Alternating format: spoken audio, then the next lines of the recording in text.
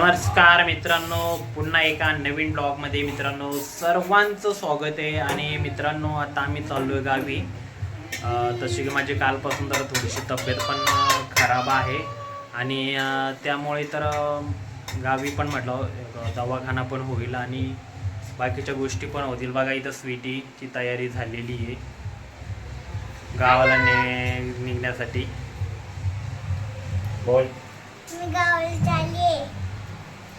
आता स्वीटी चालली गावाला आणि आम्ही सगळे मस्त वेगळे आता गावी जाणार आहोत.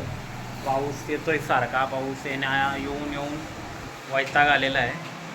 आणि चला मित्रांनो, हा ब्लॉगला आजपर्यंत नक्की बघा.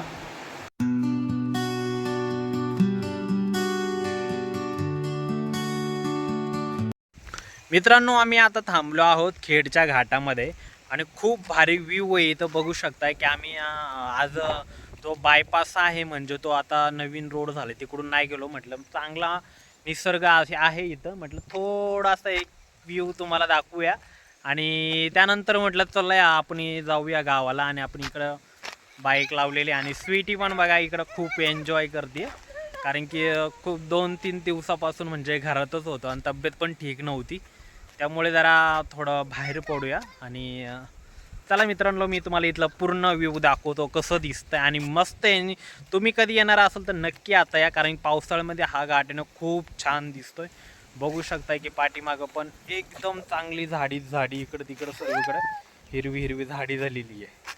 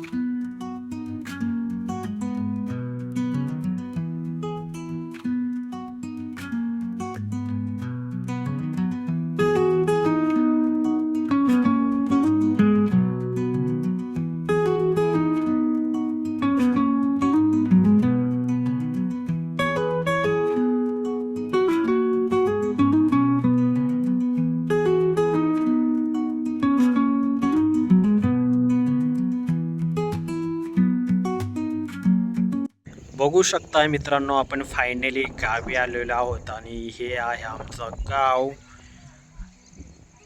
हे इकडे आणि तिथून आम्ही बरेच लांब असं शेतामध्ये राहायला आहोत, त्यामुळे हे बघू शकताय. फायनली मित्रांनो, आपण पोहोचलो आहोत आमच्या गावी आणि हे बघू शकताय की ते पाठीमागं घर आहे आणि हे पाठीमागे जे दिसतंय गाव वगैरे ह्या साईडला आहे. टोटली सगळं एकदम मस्त, पाऊस पडल्यामुळे एकदम भारी असा व्ह्यू झालेला आहे.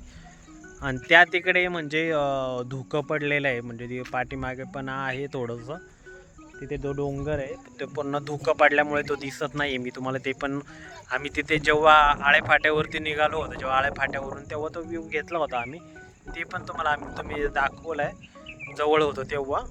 आणि त्याच्यानंतर बघू शकता पाठीमागं आता पूर्णपणे हिरवं झालं आहे, त्यामुळे मस्त खूप छान असं दिसतंय आणि खूप भारी वाटतं. आणि ठीक आहे मित्रांनो, हा ब्लॉग आपण इथे संपूया. पुन्हा भेटूया एका नवीन व्हिडिओमध्ये. तोपर्यंत मित्रांनो, बाय.